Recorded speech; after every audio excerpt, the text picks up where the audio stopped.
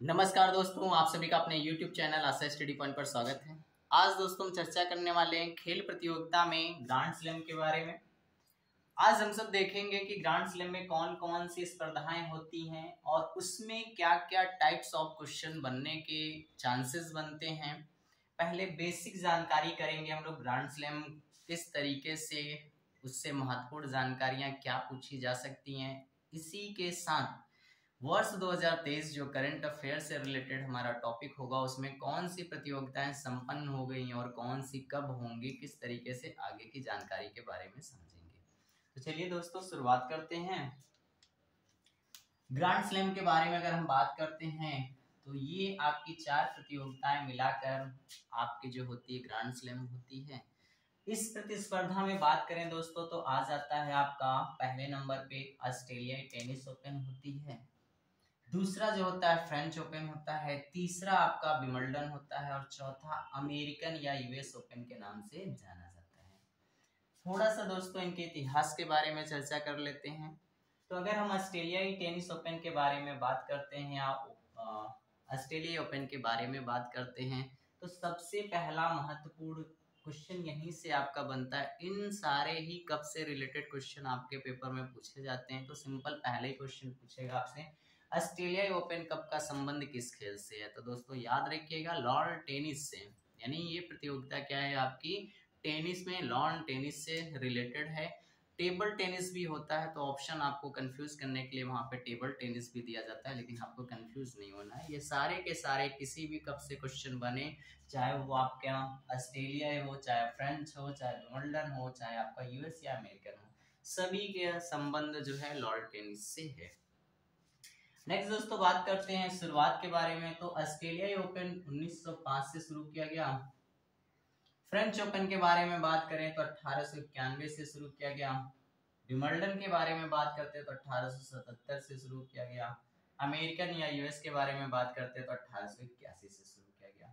अब देखिएगा, प्रतियोगिता का जो मैंने क्रम सन का लिखा है वो इस वजह से लिख रखा है ऐसे, क्योंकि जो हमारे पास अकॉर्डिंग टू मंथ, यानी मंथ में कौन कौन सी प्रतियोगिता होती है इसके अनुसार ये लिखा गया। तो इसलिए आप इस पार्ट को केवल पढ़ लीजिएगा, यहाँ से प्रश्न पूछे जाने के चांसेस बहुत कम होते हैं। लेकिन यहाँ से जो प्रश्न बनेंगे अभी हम इस वीडियो में चर्चा करेंगे, सारे के सारे प्रश्नों को एक्सप्लेन कर देंगे कि आपको कोई समस्या ना आए कि जब भी यहाँ से आपका प्रश्न बने तो आप वहाँ पे अपने उत्तर का सही चुनाव करके। दोस्तों नेक्स्ट बात करते हैं, पॉइंट आता है तो ऑस्ट्रेलियाई ओपन जो होता है आपका जनवरी माह में शुरू होता है और जनवरी में ही समाप्त हो जाता है।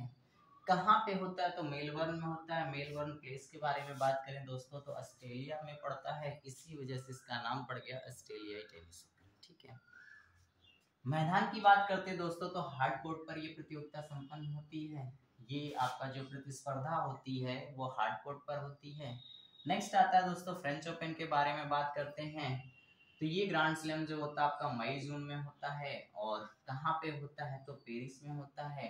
इस मैदान के बारे में बात करते हैं तो क्ले कोर्ट पर होती है। इनसे भी क्वेश्चन पेपर में पूछा गया है, तो इसीलिए सारे पॉइंट्स आपको एक एक पॉइंट क्लियर कर देंगे। अभी पहले केवल समझने का प्रयास करिएगा, फिर दिखाएंगे आपको किस तरीके से ऑब्जेक्टिव प्रश्न हमारी प्रतियोगी परीक्षा में पूछेगा। नेक्स्ट दोस्तों बात करते हैं विंबलडन, तो जून जुलाई में होती है, लंदन में होती है, घास के मैदान पर खेली जाती है। अमेरिकन या यूएस ओपन के बारे में बात करें तो अगस्त और सितंबर के मध्य में खेली जाती है, न्यूयॉर्क में होती है और हार्ड कोर्ट में होती है। तो फटाफट एक बार देखिएगा ये सारी जानकारियां किस तरीके से पेपर में क्वेश्चन बनेगा। पहला तो क्वेश्चन मैंने आपको एक्सप्लेन कर दिया, सारे ही कप का संबंध किससे, हमारा लॉन टेनिस से रिलेटेड है। फिर दोस्तों हम बात करते हैं तो क्वेश्चन इस तरीके पूछा जाता है, ऑस्ट्रेलिया ओपन कहाँ पे संपन्न होती है तो मेलबर्न में होती है। या ऑस्ट्रेलियाई ओपन या ऑस्ट्रेलियाई कप किस मैदान पर खेला जाता है तो वहां पे आपके ऑप्शन हार्ड कोर्ट होंगे, क्ले कोर्ट होंगे, घास के मैदान होगा, इनमें से कोई नहीं, या कोई और भी जोड़ दिया जाता है तो आपको क्या देना है, हार्ड कोर्ट पर होती है। इसी तरीके से सारे के सारे प्रश्न आप यहाँ से बना पाएंगे। फ्रेंच के बारे में पूछा जाता तो क्ले कोर्ट यानी मिट्टी के मैदान पर होती है। नेक्स्ट दोस्तों बात करते हैं विंबलडन की, तो घास के मैदान पर होती है।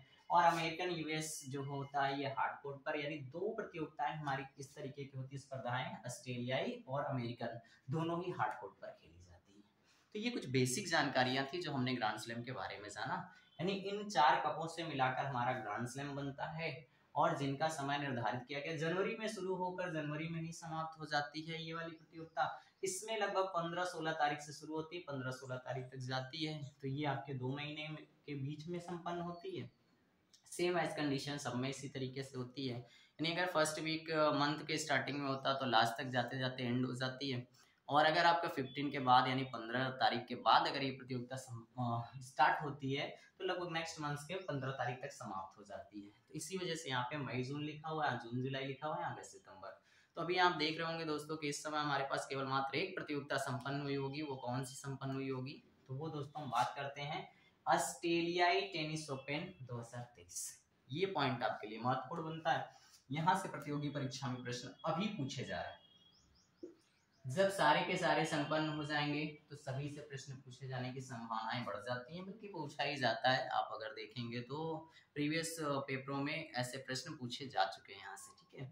अब दोस्तों बात करते हैं ऑस्ट्रेलियाई टेनिस ओपन 2023 के बारे में। तो क्वेश्चन देखिए कुछ इस तरीके से होते हैं। इन प्रतियोगिता में अगर हम बात करते हैं दोस्तों तो 5 तरीके की स्पर्धाएं होती हैं।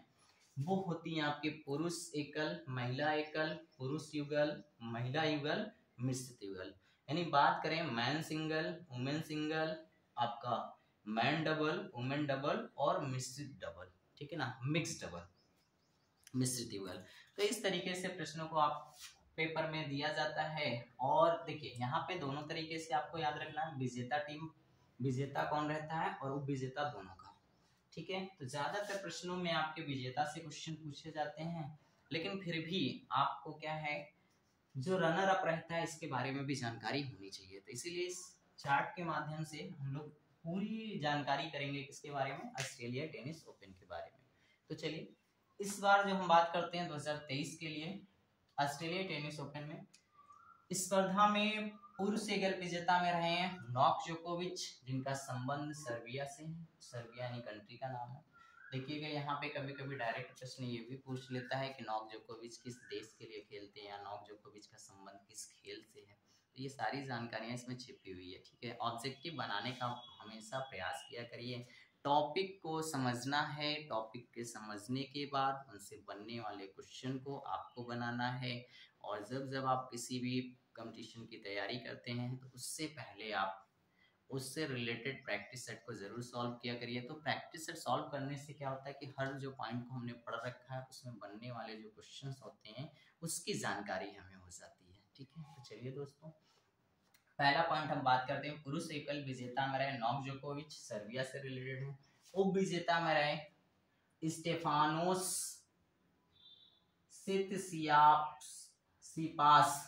सितसिपास। तो दोस्तों देखिए नाम पे मत जाइएगा, मैं बार बार कहता हूँ ऑब्जेक्टिव पेपर होगा उसमें प्रिंटेड होगा। तो आपको बस जानकारी करना है कि ऑप्शन जब आपको मिले तो आपको राइट आंसर चूज करना है। खतरनाक नाम होते हैं, आप सबको भी जब मैं क्लासेस में पढ़ाता हूँ तब भी बच्चे ये बात मुझसे कहते हैं कि सर नाम इसको कैसे याद करना है, क्या है, इस तरीके का कोई बात नहीं है। आपको ऑब्जेक्टिव पेपर होगा, अगर आपने इसकी जानकारी कर रखी है तो आपको जब ऑप्शन मिलेगा तो आप श्योर है कि आप सही लगा के आएंगे, ठीक है।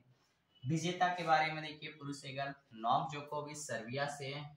उप विजेता में स्टेफानोस सितसिपास ग्रीस से हैं। नेक्स्ट दोस्तों बात करते हैं महिला एकल में, अरीना सबलेंका बेलारूस से हैं। एलेना रायबकीना कजाकिस्तान से हैं।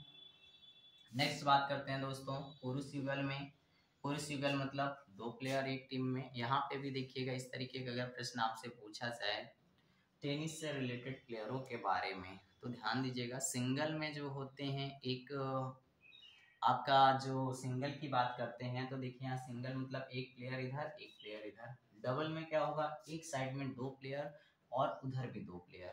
तो ऐसा नहीं होगा कि अगर आपसे क्वेश्चन पूछा जाए टेनिस में प्लेयरों की संख्या कितनी होती है तो इसमें दोस्तों 1 या 2 लगाते हैं, ठीक है। सिंगल होगा तो 1 होगा, डबल होगा तो 2 होंगे। इसकी भी जानकारी आप रखें, ठीक है।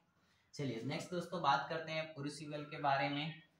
तो इसमें आपके जे कुबलर और दूसरा नाम है आर हिजिकाता, दोनों ही ऑस्ट्रेलिया से हैं।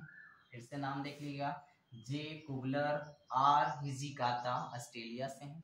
नेक्स्ट बात करते हैं उप विजेता में एच नीस मोनाको से हैं, और जिलिसंकी ये पोलैंड से।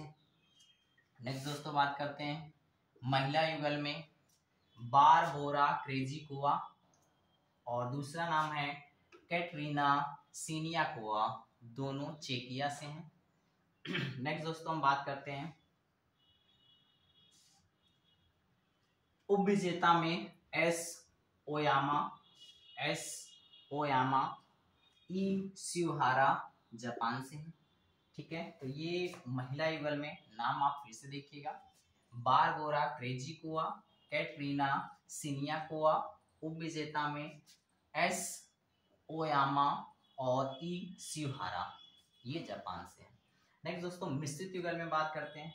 मिक्स डबल के बारे में अगर हम बात करते हैं तो यहाँ पे एक पक्ष में एक मेल और एक फीमेल। ठीक है, तो इसको देखिएगा, इसमें क्या रिजल्ट्स रहे हैं हमारे।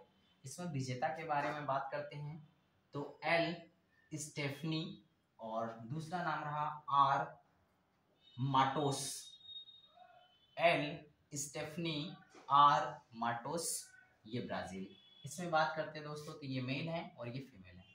उप विजेता की बात करते हैं दोस्तों तो हमारे भारतीय प्लेयर रहे, जिसमें आपने नाम सुना होगा रोहन बोपन्ना का और सानिया मिर्जा का, भारत की। तो इस तरीके की जानकारी को आप अपने पास, इस तरीके की जानकारी को भी ध्यान रखेंगे, यहाँ से भी प्रश्न बनते हैं। तो इसमें स्पेशली जो क्वेश्चन दोस्तों ज़्यादा पूछा जाएगा वो सिंगल से पूछा जाता है, तो आपको सिंगल को बहुत अच्छे से तैयार करना है, लेकिन ये नहीं कह सकते कि मिश्रित से आएगा नहीं या डबल से आएगा नहीं। ठीक है, इसीलिए देखिए मैंने पूरे चार्ट को आपको एक्सप्लेन कर दिया है अच्छे से।